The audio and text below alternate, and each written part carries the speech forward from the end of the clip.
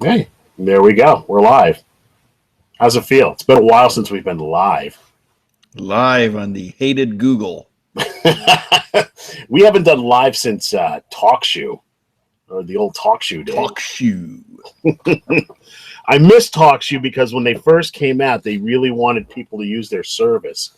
So they were paying you, I think it was like $5 an episode to really? broadcast. Yeah. Yeah. Where's my piece of that cheddar? Of course, that didn't last long. Oh well. You know what? It paid for bandwidth. So because I was posting everything up through Libsyn, so it worked out. It evened out. But so we had a massive storm today that just came out of nowhere. It was weird. It was my morning started off weird. I got up and then I went back to sleep. So naturally I was running late for work. So I get dressed, jump in the car.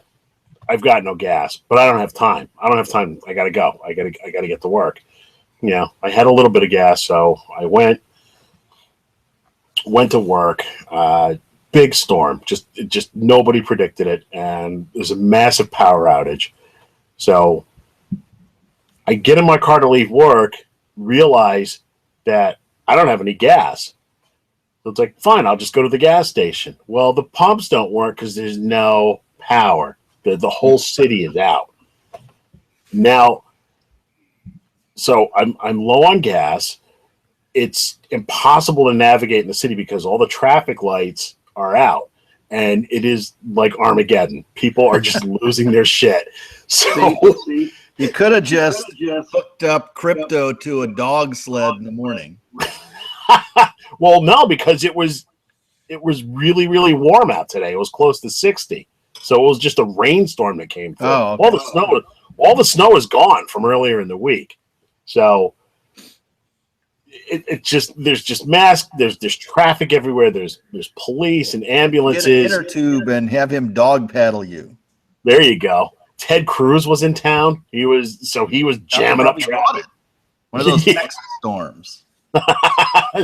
Ted Cruz, the Texas Twister. The storm of racism and intolerance. Yeah. Wait a minute. Wasn't there a villain called Texas Twister, not a Marvel? There was. He had your hat and my mustache. That's right. More attractive than Ted Cruz, too. So now I'm trying to figure out how to get out of Schenectady, the Electric City. And I just have to take these weird back roads to avoid the intersections because they're all jammed up. And so I'm speeding through back roads trying to find a way out of town and get to a gas station before I run out of gas because it was getting lower and lower. Gas station and get a big light. Stop at somebody's house, steal their hose, find a gas station, snake that down into their underground tank. Yep, it was like an action movie, except not as action packed. So, but the whole point of the story is today, since I didn't have a chance to do it yesterday, I was supposed to stop by Electric City Comics and pick up a copy of Preview, but I didn't get a chance to get over there since there's no power. So we're winging it tonight. We could talk about anything. Yeah, well, one of my Avengers Dr. Pepper cans, I had them sitting on the floor in front of a bookcase. Mm-hmm. And I was just right before the episode, I was walking over to close the door and I noticed this puddle on the ground.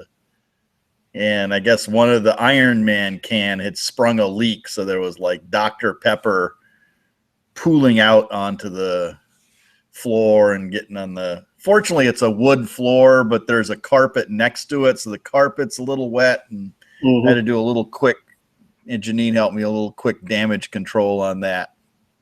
So what do you think that was from? Because I had a can of Superman energy drink from Superman Returns that just spontaneously sprung a leak. I can't figure out why. Well, it doesn't. maybe it's just like this caustic soda over the years. It's like eats through the aluminum. My theory is that since they're on the floor, it probably got tagged with the vacuum cleaner or something at some point and dented it a little bit, and maybe that weakened it. Or, I mean, because it's not like it's sprang a leak then. It's just something must have happened, because there was a little dent in it. And maybe just when you dented it,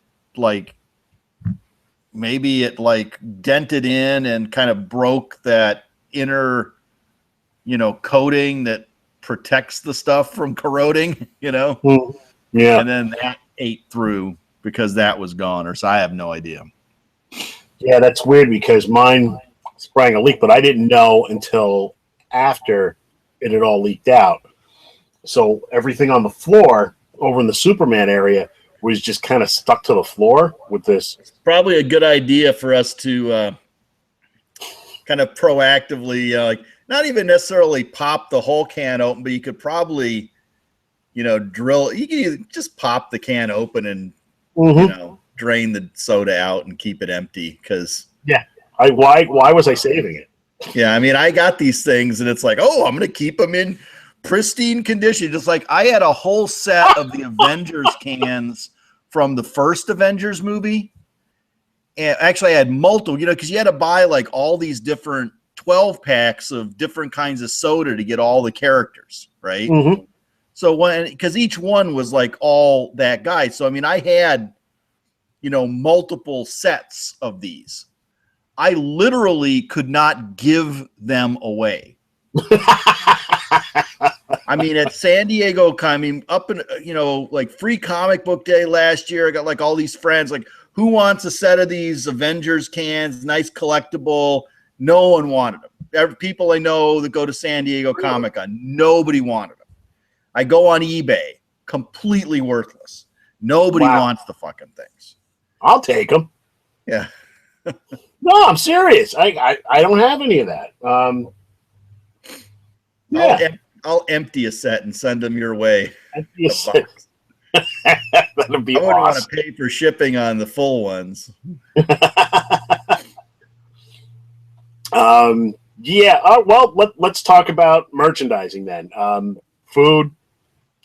It's different. When we were kids, I think it was a different thing. I showed you those Batman Superman cereals I got a few. Right, because I got the same thing, and the Batman cereal was much better than the Superman. Oh, I felt the exact opposite. The Batman cereal, which is exactly my opposite reaction. We're both opposite to how much we like the characters in the movies, I guess. Because the Batman cereal left a really bizarre aftertaste in my mouth. It was delicious. Strawberry tang to it. Whereas the Superman cereal, it was kind of just like a more subtle caramel flavor that was, fairly innocuous and not that bad. That cereal was as bland as a Kansas prairie. At least it wasn't murdering thousands of people.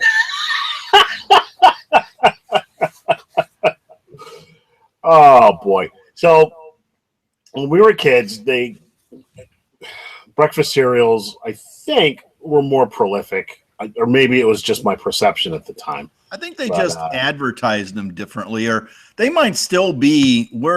I don't know about you, but I mean, I'm not watching I don't sit around watching Nickelodeon and, all the channels that are targeted at kids. So they might still be hardcore advertising, various kinds of sugary kid cereals on those channels. And we're just not seeing it because we don't watch that stuff anymore. Well, that could be true. Yeah. I do every once in a while, every few months, if I'm in the supermarket and going down the aisle, I'll stop and just take a hard look at everything that's out. Because nowadays, when they license it, before when we were kids, you would get, say, a box of Frosted Flakes, and there would be just for the sake of argument, a Batman Frisbee in the box of Frosted Flakes.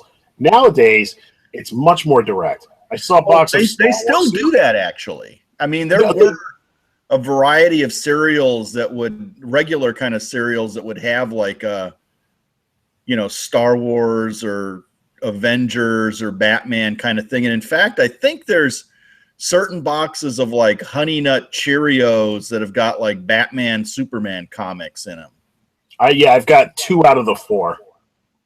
Yeah, right. So those are just regular cereal, right? Mm-hmm.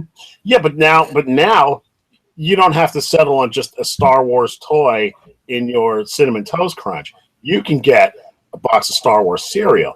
True. But they don't put anything in those boxes. It's just the box itself is the that's the prize. There. You're eating Star Wars shaped cereal. I had a bowl of Star Wars cereal the other day, and I could not, for the life of me, figure out what the shapes were. I think one of the little marshmallow shapes was supposed to be a lightsaber, but it looked really phallic and really pink, and it was just a little tough to eat. The other one, I think so, it was like R2-D2 because it was just like this white blob with a splotch of blue in the middle. So you could be selling it, saying there's little pink phalluses in there. Your right audience, be eating that up. 20% more Dickie. Yeah. I mean, Andy Dick himself could just buy a crate of those. Oh my goodness. So I think it seemed like the prizes in cereals were better when we were younger. I remember getting records. I think I got an Archie record. Didn't they used to print records kind of on the back of the box? You'd right. cut it off the box and kind of ruin the needle on your record player? Yep. But they don't do anything like that anymore. And then for a while there, they stopped putting stuff in the cereal and just made it like strictly mail order. Yeah. Where you're sending in box tops and, hopefully, in 6 to 8 weeks you get your, 50. Well, they have stuff, Kellogg's let me show you something that I got from Kellogg's in the past. And while Bob's doing that, I'll talk about the Pep cereal, the Superman Pep cereal button I have I think it's from the 40s. I'd show it to you, but I don't have it. These were last year when Age of Ultron came out. So, wow. Kellogg's has got this program called Kellogg Family Rewards. And it used to be you would buy certain boxes and they would have like a code printed on the inside of the box. So you'd have to and it's like really hard to read because it's, dot matrix printed really light, and be like, what is this? And sometimes it's just like at an angle or something. Anyway, so they went away from that. And now they've got just optical recognition on receipts. So you just take a snapshot of with my mobile phone, I can just take a snapshot of a receipt and upload it, and they detect all the Kellogg's products on there, and you get points for them and stuff. Wow. But certain things they have, like the one that's running right now for Civil War, it's like if you buy 3 boxes of Cheez-Its, like regular Cheez-Its, you could get like a virtual, I don't even know what it's going to look like, but it's supposed to be like a virtual reality viewer. And again, you can pick either Captain America or Iron Man. So I got my first 3 Cheez-It boxes and I got the 3 credits. So I ordered the Iron Man one. So we'll see what that looks like when I get it in, 6 weeks or so. And then I got to buy more Cheez-Its at some point. Greg likes Cheez-Its, so I buy them. I was just about to ask you, how long is 3 boxes of Cheez-Its going to last? I give them to Greg. He, eats them. Probably spend about a week or 2 on a box. Mm-hmm. Yeah, Devin would do the same thing. I would probably get that. they had a thing where I got like, buying Keebler cookies. You get like, milk glasses with the different Keebler elves on them. And the one I didn't do, you could get like cereal bowls. You had to buy them from Walmart. If you bought like certain cereals at Walmart and uploaded it, you get like a cereal bowl with with Snap, Crackle, and Pop, or Tony the Tiger, or, the different Kellogg's characters on them. So they still have things like that, but it's kind of neat that you just buy the things and, get credits, and then you can order them off of the website. Yeah, it's weird because it seems like the merchandising for Age of Ultron is overlapping with Civil War, because there's still a lot of stuff out on the shelf. Like, I like string cheese. It's one of my things, all right? I throw it in my lunch, but I have Avengers string cheese, and it's, I look at my lunchbox, I was like, ooh, I got Thor today. I feel Nordic, or... but you walk into the supermarket, it is just, those images are everywhere, and just on products that you don't expect them to be on, like, soup. I saw Campbell's Soup has a big, stormtrooper on the front of their can of, whatever. I had like Chewbacca on some, and Yoda, and I mean, I don't buy things that I wouldn't normally buy just because they've got the character on it, because they're typically the ones that have the characters are more expensive, like the string cheese. I like Janine likes string cheese. She brings it to lunch also. But the character string cheese costs, 25% more than, just regular brands of string cheese that you get. So but that's as close as to eating Scarlett Johansson as I'm ever going to get. I guess. Although, did you see on the news, there's some guy in Japan made a lifelike Scarlett Johansson robot. So, well, you're not that guy, so you have to settle for string cheese. That was possibly the creepiest looking robot that I've ever seen, because it really did look like her. Maybe we can. You got to imagine what this guy is. Oh, I'm not doing anything weird with the robot. Yeah, right. Like, but that said, the bar for nothing weird in Japan is a really different location than what would be nothing weird here. But apparently, pretty weird stuff in Japan. Yeah, but from what I read, the guy had no experience in robotics or engineering or anything. He just decided he needed to have himself a ScarJo robot, and damn it, he did it. That is wacky. That guy. What is it like when he has to introduce her to the parents? That's all I'm saying. Well, he could probably introduce her to his robot parents. And they're very accepting, I understand. Yeah, well, you know what? It's a different culture. The Japanese have grown up with robots. It's thoroughly embedded in their popular culture. Not like us. We're more superheroes. Wow. So, we talked in depth last time about Dawn of Justice, and we're not going to rehash any of that because nobody else will know anything about that conversation, since the record button never got pressed on that hour and 15-minute conversation. That idiot, that damn producer. So what it boiled down to was Bob liked the movie, just doesn't like Superman. I don't like Zack Snyder's version of Superman, or his take on Superman,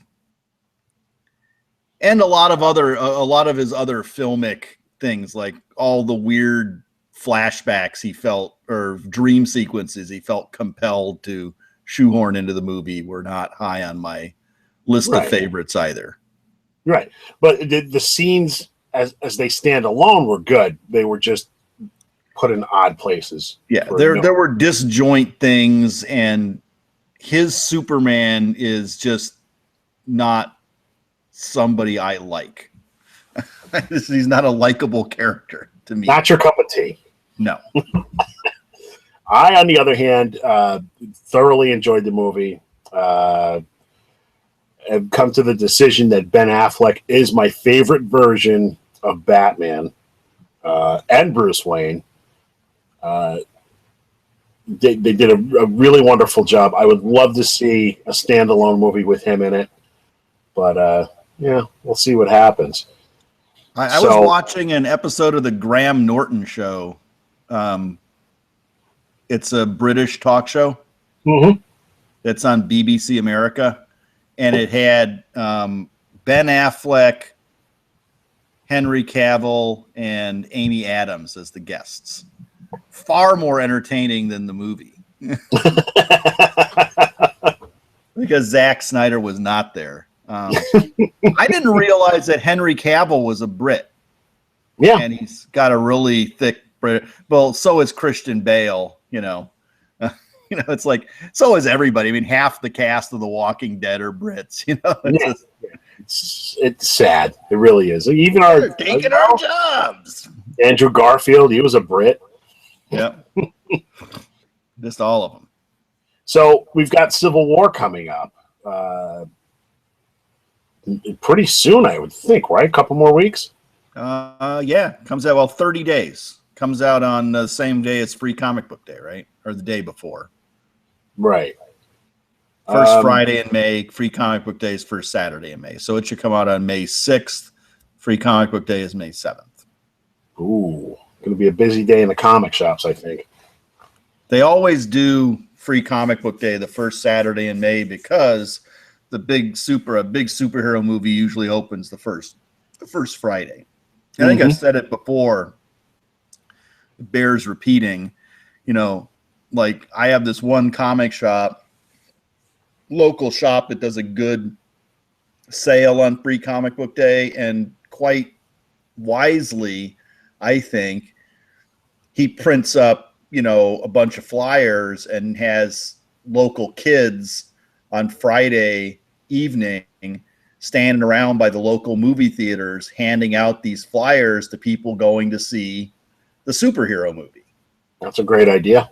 And as a result, his shop is loaded on Free Comic Book Day. And he's got a bunch of dollar comics and 50% off on things, and just like he does a huge business, and he has usually some artists down there to do sketch covers and things like that, and it's just a big party there.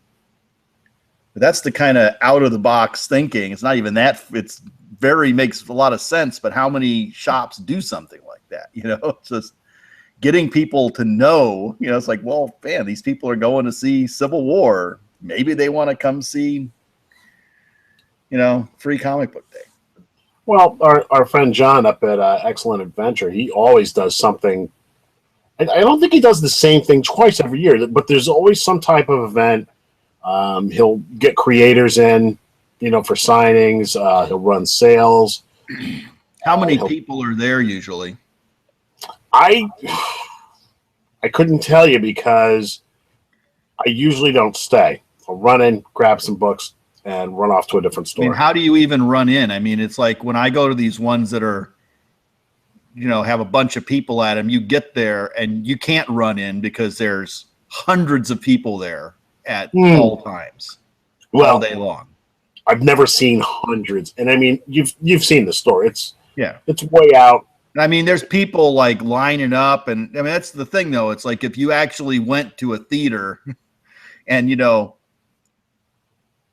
how many people are going to go see that movie on opening weekend? Tens of thousands of people, in a community, thousands upon thousands. I mean, each screening holds what, 400 or 500 people in a big theater, and it's running all day long.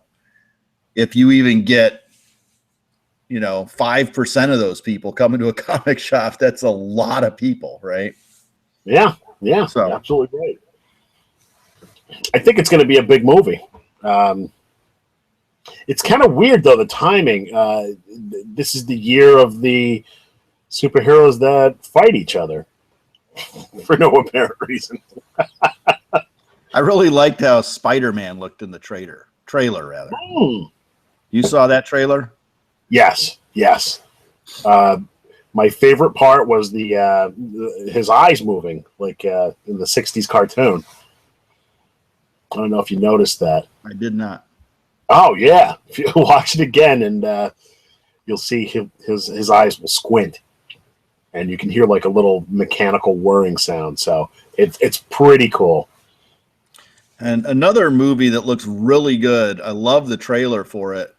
Suicide Squad, Yes, which definitely. actually fits the dark take of DC movies. Mm-hmm. Right. It's just like, well, it's fine for that one. Well, even Batman, I like the Batman movies because Batman is dark, right? Which is part of my problem with Superman. Is Superman to me is not an intrinsically dark character. He always to me was more hopeful and uplifting and not this scowling, kind of guy. And that's what you get from DC movie Superman nowadays. I had never read Suicide Squad, but I did see the animated movie not too long ago, and really liked it. I love the team, the different characters, their interactions, and DC does a really good job with their animated features. They do a top-notch job. They translate very, very well, and they're really close to the book. So I haven't watched a DC animated movie in years. I kind of they started cranking them out at a really accelerated rate. I mean, it was like 3 a year or at least or something. Something like that. But the Dark Knight was great. I mean, they're just adaptations of existing stories. I just don't. They're not original, particularly. So I don't feel the need to, revisit. I mean, I read the comic. I don't want to see a animated rehash of that. But a lot of people love them. Yeah, well, that was my point with Suicide Squad. I had never read the book, but after seeing the animated and hopefully seeing the live action movie, that will bring me. I probably have the books. I just never got around to reading them. The movie is going to be nothing whatsoever like the comics. So, well, I won't say. I mean, it'll be broadly like the comics. Mm-hmm. I mean, at broad strokes. I mean, but there's a Suicide Squad on the TV shows too. I mean, basically, you get a bunch of bad guys, you put a bomb on them somewhere, and you have them go off on a mission to do something, and that they potentially aren't going to come back from, and if they go rogue on you, you blow up their head. So they have incentive to not do that. Yeah. So what else? What else is coming out this year? Age of Apocalypse. Any interest in that? Oh yeah, I like the X-Men movies. Mm-hmm. The trailer for that looks really good. Yeah. I mean, there's a lot of these movies that I don't care for the comic of. Like, I mean, I can't read an X-Men comic. I just can't. There's nothing wrong with X-Men. I mean, a lot of people love X-Men comics. They're just too much intricate continuity in them for me to keep my head around, because I don't want to be that invested, because I don't read that many superhero comics anymore. And I always feel like, unless I've read, all these books, they're very tight. I've picked up X-Men books every now and again and read them. And it's just, really, you feel like you walked into the middle of something. There's all kinds of intricate references to other things that the people who are totally absorbed in that stuff, that is a huge selling point. I mean, they are in that universe and all the stuff ties together. And, to some extent, that's what people like about the cohesive the larger superhero universes. Whereas X-Men is almost like its own sub-universe within the Marvel universe. You got your Marvel universe continuity, and within that, there's an X-Men continuity that's, even more so. Well, did you read the books, years ago? Oh yeah, I read them. I was not a big X-Men fan until the new till Uncanny X-Men 94. I guess Right. I bought Giant Size 1 and I liked the new team, and then I got 94 the next month or whatever, and I read it up until somewhere after issue 200, but sometime before that, I mean, it just started, like, Claremont started getting, again, really involved.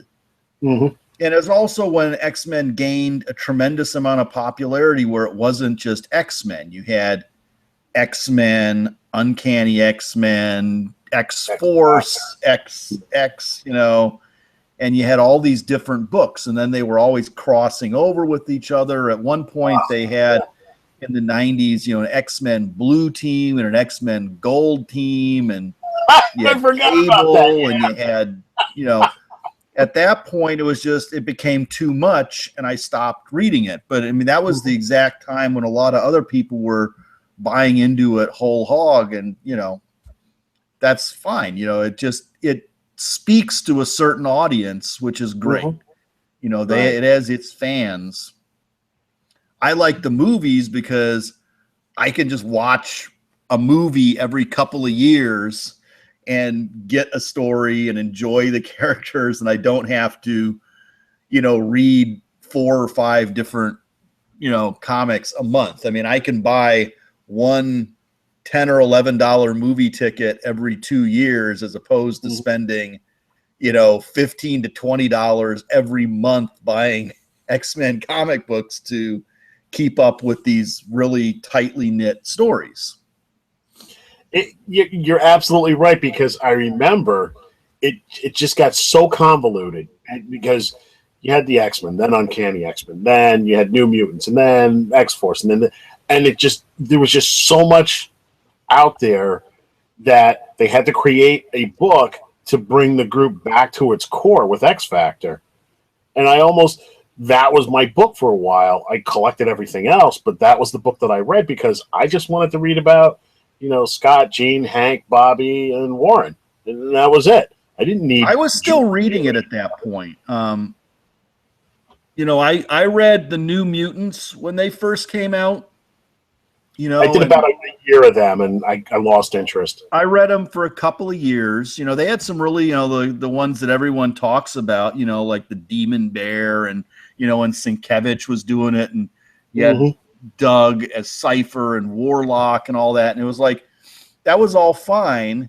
And then at a certain point, and they were kind of standalone too, but then at a certain point, then you started pulling, I don't remember, like Long Shot maybe, and you got Mojo, and there are certain things that I just never cared for. I never, ever liked Mojo and the Mojo verse.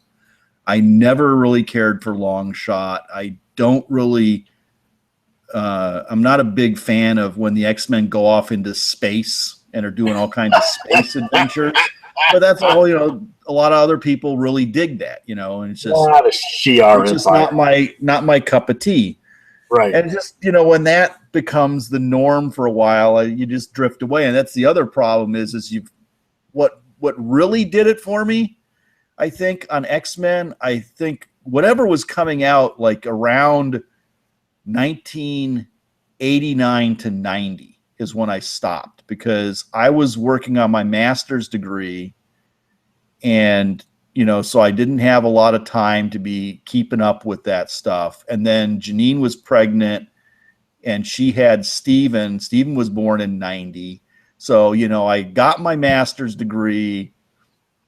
4 months later, Steven is born. And so I got a new baby, and it's just like, so I didn't read X-Men for 8 or 9 months, and I was still buying the books. They were piling up, right? And I remember I picked up a book and I looked at it. I forget at what point it was, and I had no idea what was going on. I mean, it's like they had gone through like this siege perilous, and they were in Australia or something, and just there were all these different characters, and just all this stuff had gone on, and it's just I couldn't get into it anymore. And then I'd say, okay, I'm done. And it stopped. Now, were you done, or did you just, you still got the books, but just... Oh, no, I stopped buying them.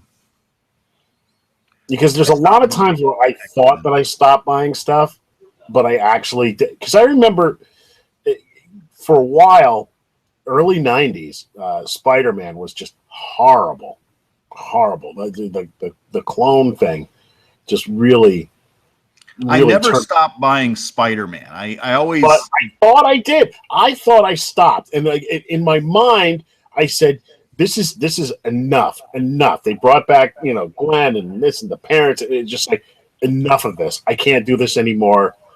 I'm done. And then, 5-6 years later, I'm flipping through my books, and they're all there. So... obviously, I was just buying them and just like shoving them in the box angrily and just never looking at them again. We'll have some stuff to talk about on Free Comic Book Day. You want to pick up the Marvel book on Free Comic Book Day. The one with Captain America on it. Because there's a Spider-Man story in the second half of that issue. If it's a Clone Saga story, you're going to be in big trouble. I can't say. I got like all the Free Comic Book Day comics. They came the other day. They gave me review copies, but I can't review them. I can't talk about any of them until the Thursday before Free Comic Book Day, and I can't publish anything about the Marvel ones until Free Comic Book Day. Under embargo, as they say. Yeah. So I have read a lot of them, and I'm putting together, reviews. I'm doing batch because, I can show you the stack.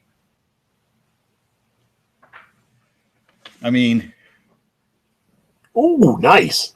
It's a lot of comics, right? It's a lot of stuff. So you can see this one's on the web. You can see the cover of DC Superhero Girls. Nice. But I can't talk about the contents of them or anything like that. But no, it's the Marvel one. Some stuff goes on. So worth picking up. Okay, so all right. I'll pick it up, and we'll just drop it because now I'm getting angry. So let's get back to the 90s because it was an interesting era because early 90s I moved, and my wife at the time was going to college, and we're starting a family, the whole 9 yards. So I took a step back because at the time there was a lot of nonsense going on. Leather jackets, big guns, and pouches. Pouches, bagged books, holograms, every ridiculous gimmick to get you to buy these books they were doing. And people were falling for it, and they're just grabbing up all these books. And, it was the age of speculation. Pow, Zam, comic books aren't for kids anymore. Now you can invest them, and better than stocks, blah, blah, blah. And it just, for a while, in the stores, you weren't seeing the collectors and the readers. You just, people just coming in and just grabbing books off the shelf and running out. Nobody's discussing the stories. Nobody's... Well, they weren't reading the books because if you read them, then you bend to cover a corner and not pristine anymore, and it's not, it's yeah, yep. It's similar. I don't see it as much. I mean, the variant covers, we've talked about variants before. The variants had a similar thing where we had variant covers. Well, a variant cover and chase cover, right? There's a distinction. Variant cover, they'll print multiple covers, but ship them in roughly equivalent quantities. So it's like they have an A cover and a B cover, and you can either pick this cover off the rack or that. You've gone in and seen that before, where there's a big stack of 2 different covers, and you can just take the one that you want, right? Like X-Men 1, for example. Yeah, well, that one had 5 covers, but similar thing, right? There wasn't like one of the covers that, they only shipped 1 for every 25 copies. When people say variant cover, what they really mean is chase cover.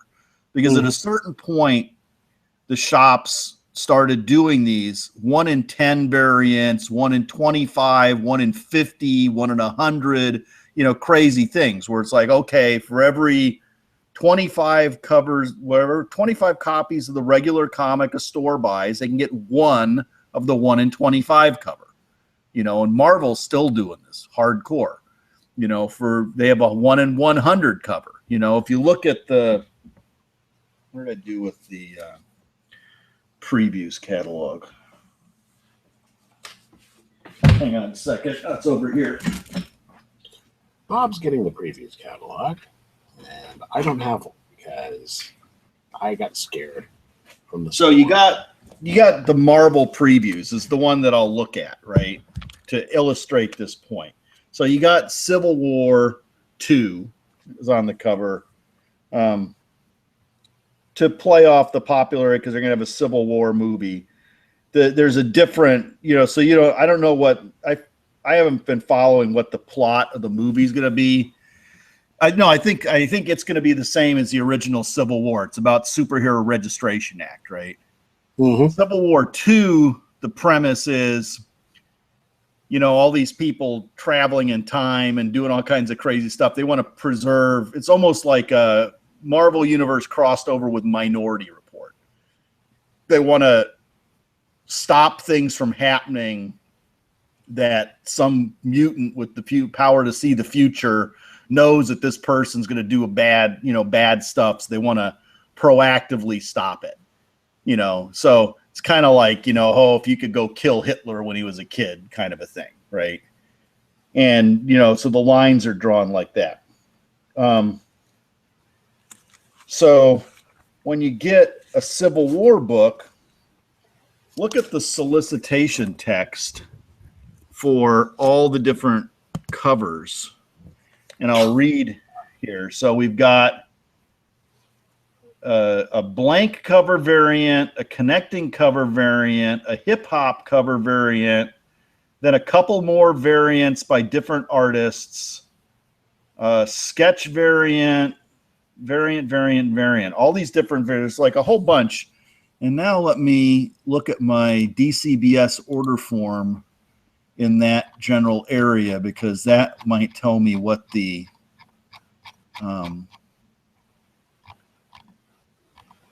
rarities are on them. None of those are really the 1 in 25s or anything like that. They're all, some of them have a little higher price associated with them, but they're not crazy expensive. You can kind of tell when there's a variant that they're selling for, $12 or something. That's usually like a 1 in 10. Mm-hmm. So here we go.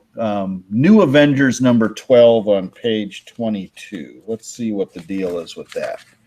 So we've got a Black Panther 50th anniversary cover by Dennis Cowan. And they're selling that for a big amount. They're not, now they're being a little cagey about it. They used to just print right in the catalog that this is a 1 in 25 or a 1 in 50, and they don't seem to be doing that anymore.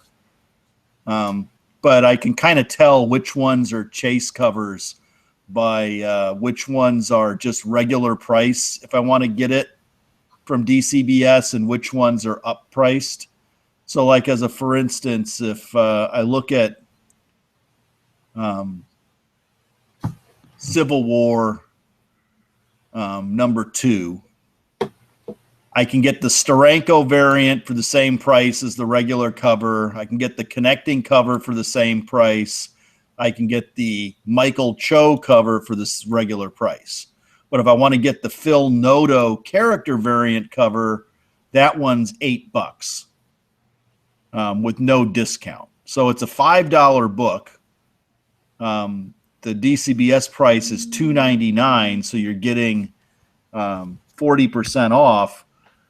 So you're paying more than, from DCBS, you're paying $8 straight up for that Phil Noto character variant. So you're paying more than twice as much as you'd be paying for the just one of the regular ones. What do you mean it's a $5 book? $4.99. I don't like it. I call that a $5 book. I don't like that. No, sir, I am not a fan. They're more pages. So I guess that makes it okay. Yeah, I don't know if it does or doesn't, but it is a reason anyway. Well, I'm just putting on my old man hat and commiserating about the days when if I had $1, one sawbuck, I could go and get 5 books. Anyway, the point is that the variant covers, I went on a tangent there. So for a while, there were a lot more of these high-priced variants. And you remember, this was a few years back, and people would be in and they'd be buying these covers, and they would, you'd see a lot of covers in the shops for like $20, $30, like right after they came out. Yep. And I think people were buying them, some people to collect them, but other people with the hope that they were going to be uber valuable at some point. And I think that's, for the most part, gone away.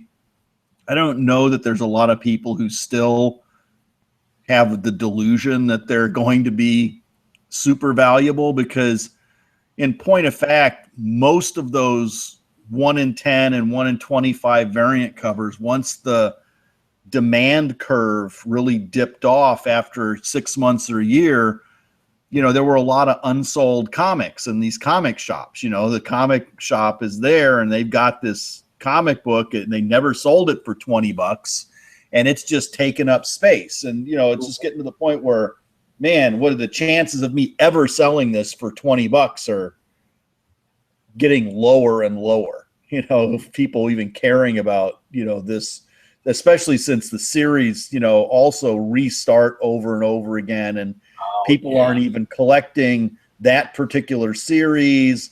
That creator that was on that is no longer the hot creator, because those guys go in cycles that only last a couple of years too.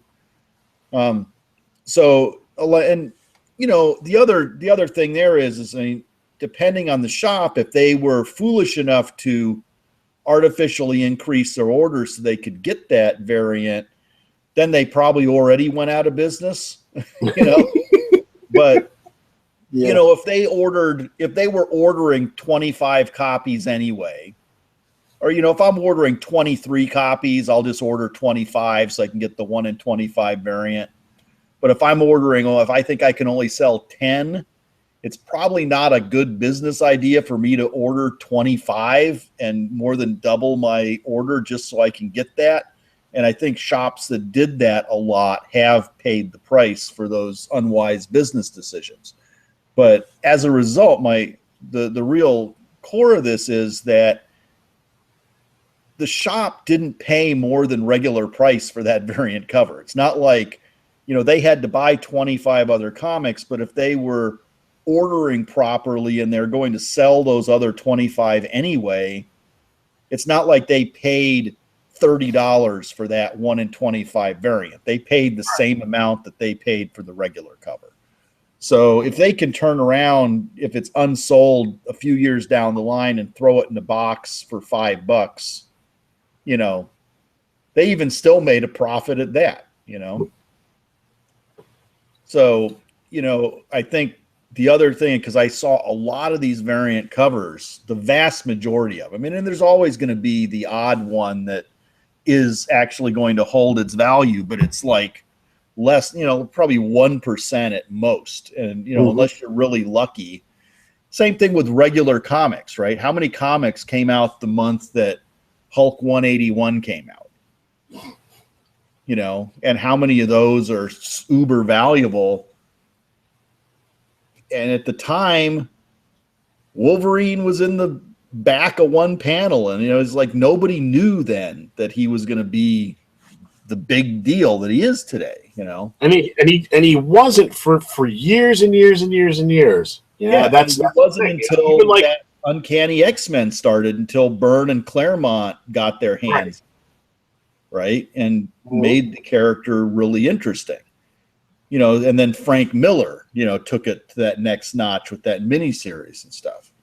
But anyway, enough people, when they start seeing these books that were $30 2 years ago being sold at the con for cover price or $1 more than cover price or whatever, they start getting the idea that, maybe I really shouldn't be paying $30 for this book just because it's a variant cover. Now, if it's something that you just think is like the coolest thing ever and you want to buy it because it's worth that to you just from its very nature of being super cool, then I say that's worth it, right? I mean, go ahead, buy that, because you're going to get the ephemeral enjoyment out of it from, just having it. I've done that before, you get some I mean, Neil Adams variant cover just because you want to look at it and, think it's really cool or something.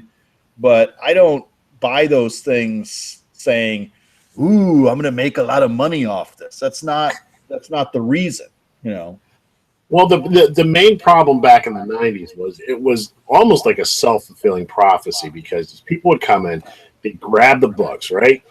And they'd look up on the wall and they'd see the book from last month. That was the hot book. And the price was going up. And then they come back in the next month and the books that they bought the month before, it's going up. So now they're caught in this fever, but they're not thinking long term. I have it. Like 6 months down the road, the whole thing collapses.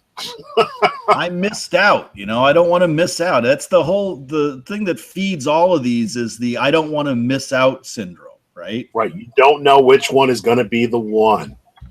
It's like finding a golden ticket, I guess.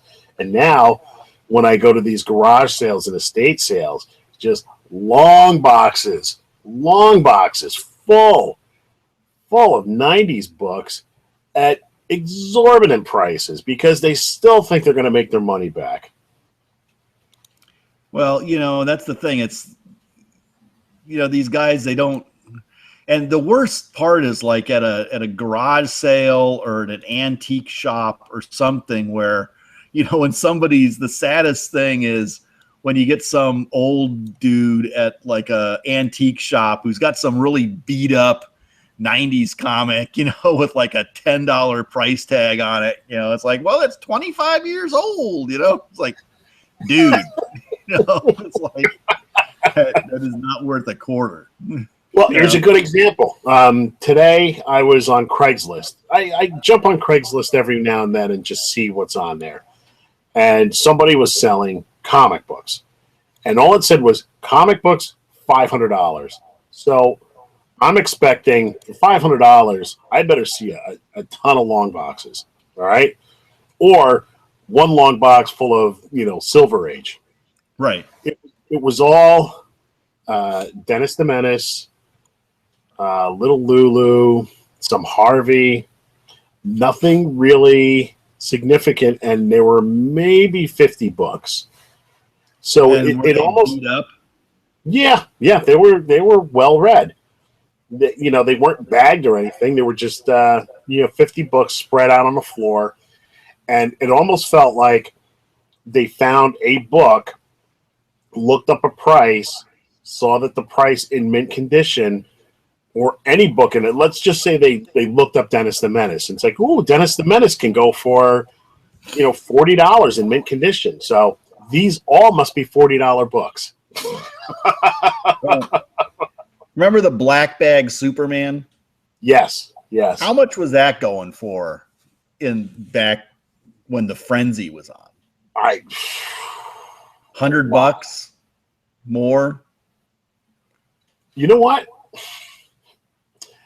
I was just talking to somebody about this last weekend. He got a long box full of Iron Man, Tales of Suspense up until whenever. It just a huge run of books, and he paid for it with 4 copies of those books that he had a zillion of. How long ago was this? Was this in the 90s?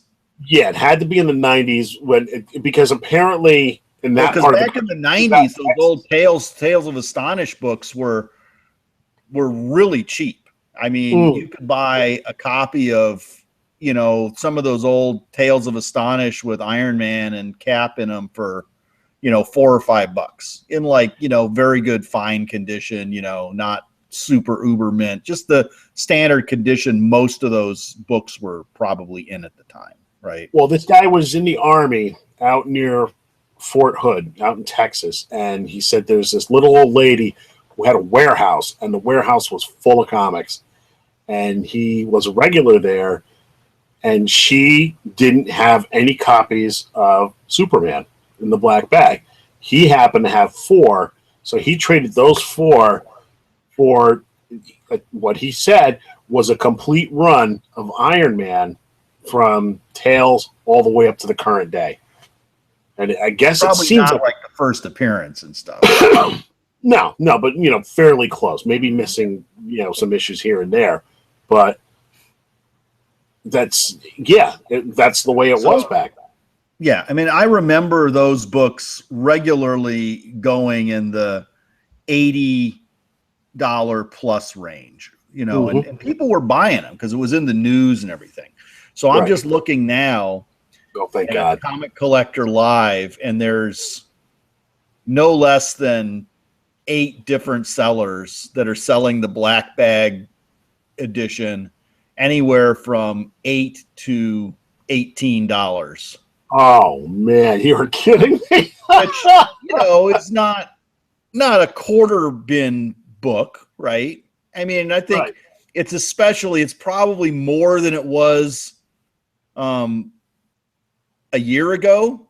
Yeah, because it's probably started going back up because it's mirroring the storyline in the movie, right? So I think it's starting to creep back up again. So the fact that it's 8 to 18 a year ago, it was probably 5 to 10, for those books. So again, not worthless, but not send your kids to college. So, this guy, made an exceptionally good deal on those books. Can you look up Uncensored Mouse? Because that's the only other. There's only a handful of bad books. That one is probably legitimately. I mean, that's incredibly rare. Right. That one. I mean, it's. Although no, you know what? I'm thinking of the actual one that it's reprinting, which was the Air Pirates. Right. Book. That's Uncensored Mouse is going for $3. Oh my God. Issue number 1 is $3. You can both 1 and 2 are both $3 in very fine condition. Well, my friend, I've got a handful, a stack this thick that I grabbed because I thought that would be what that is reprinting. That's it reprints this Mickey Mouse and the Air Pirates or something. Yeah, Air Pirates Funnies.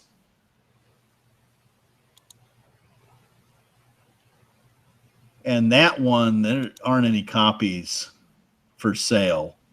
That one is quite expensive because it was an adults only underground comic in 1971.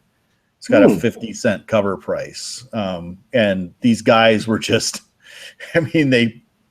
it's the comic company's called Hell, and they have the logo looks like Dell, but it says Hell.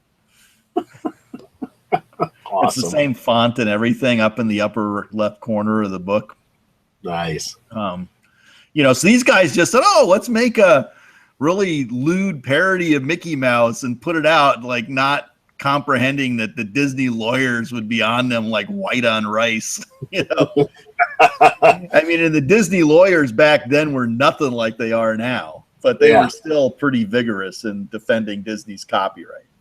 Yeah. What about I think Black Kiss was bagged? Yeah, Black Kiss, that one probably is not going for much either.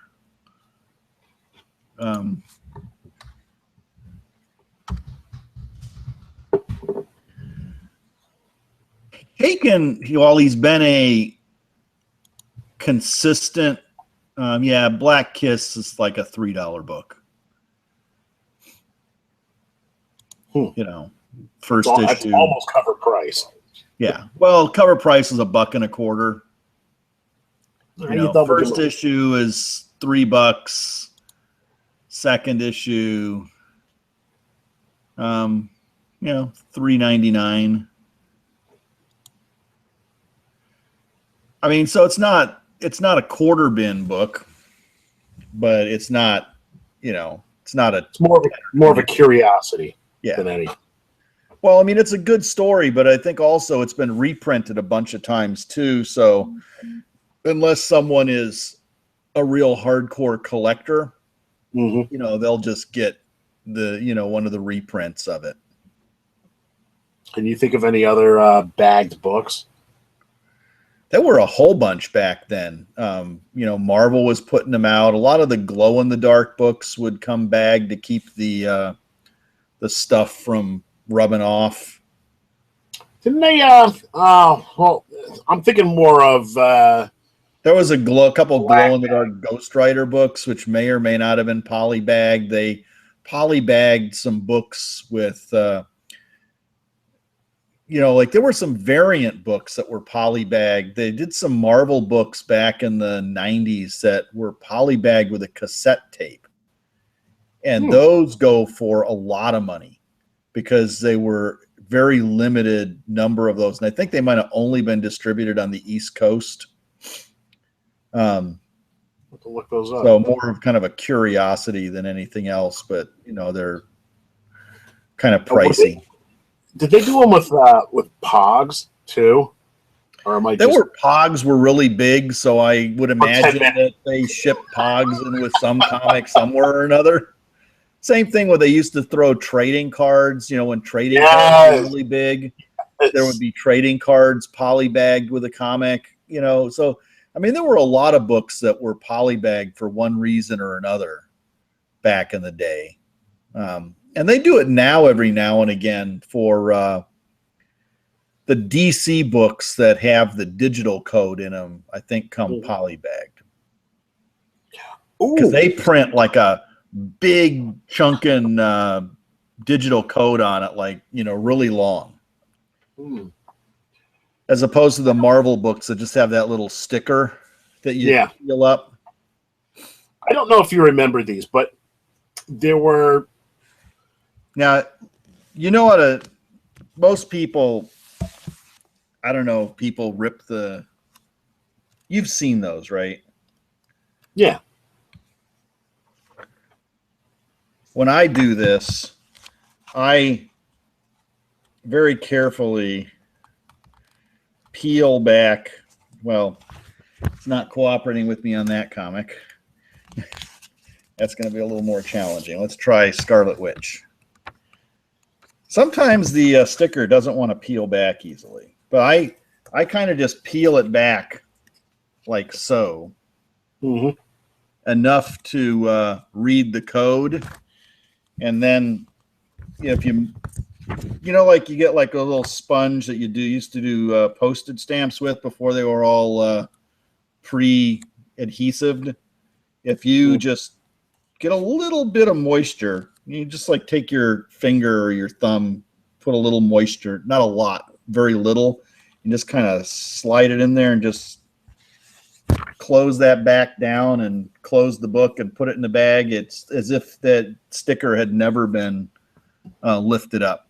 So it keeps the book in nice shape. It's not like those, those things that are totally torn off. A lot of people, when they redeem the digital code, they just tear that out altogether. Oh, ouch. And that's not necessary. Do you remember back in the day, there were polybagged books, but they were usually older books. Three or four, and they were in the grocery store or Toys R Us. Yes, just like odd little places where you didn't have the spin racks, but you would have these books. And I just remember, because you could see what was in the front and what was in the back, and you kind of had to wiggle your way in to see what was in between to see if there was anything good. Because sometimes they just filled it with garbage. Yeah, a lot of those were just like warehouse overstock, and someone came up with the idea of doing that. But other ones, there were the Whitman variants on the DC books. Yeah. Right? And those came polybagged like that. And they were actually, you'll find that in the price guide, the Whitman variant book.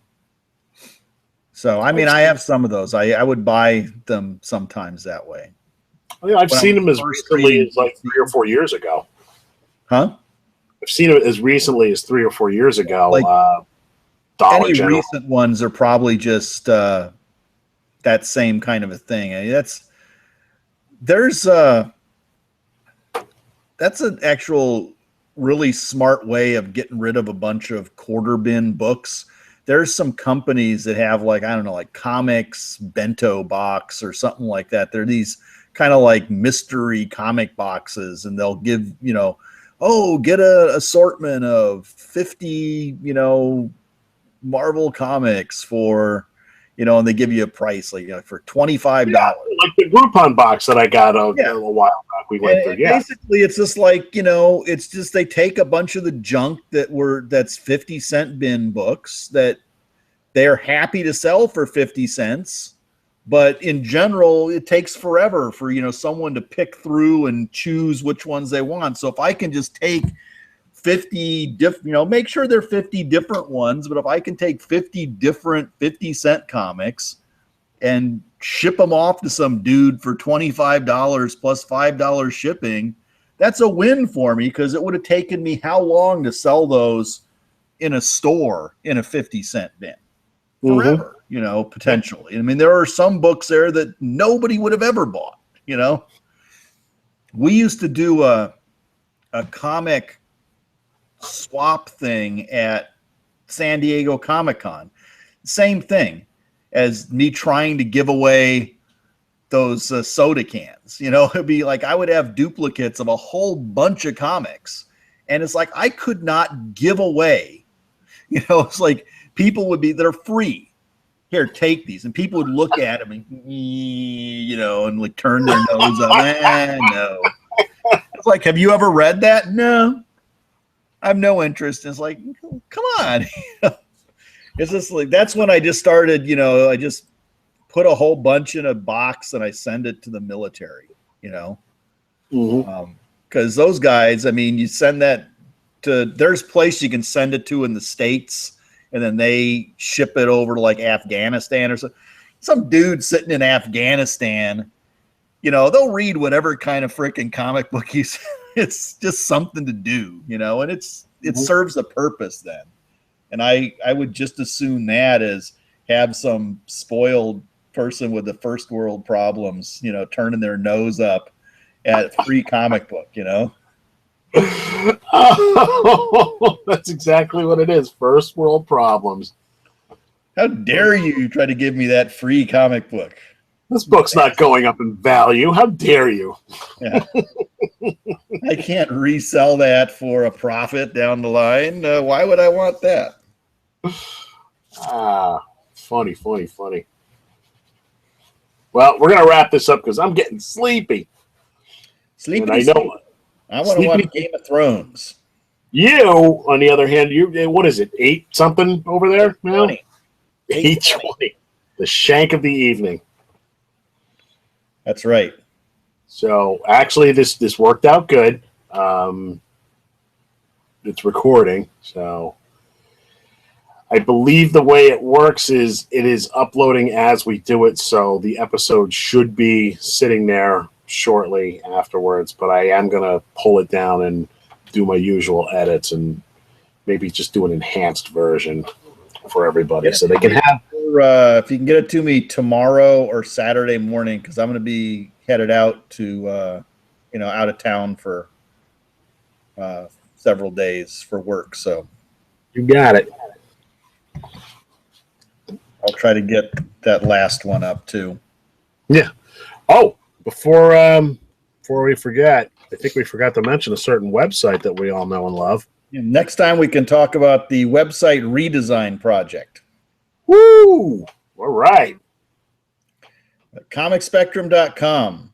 Soon, soon being a relative term, but 2, 3, 4 months from now, at some point, will be looking like a regular modern website if my son Gregory has anything to say about it. Well, didn't Comic Book Resources just get bought by somebody? Yeah, they sold Jonah Whelan sold it to somebody. Well, we'll just same place that bought ScreenRant.com, I think. Now's your opportunity. Just slip right in before the dust settles, and you'll be right there. Yeah, I'm no competition for these people. You say that now, but in years from now, we're going to look back and laugh. Yeah. ComicSpectrum.com. All right. Well, that's it for this episode, and we'll be back soon. Not sure when, but sometime next week, right? Next week I'll be back in Southern California.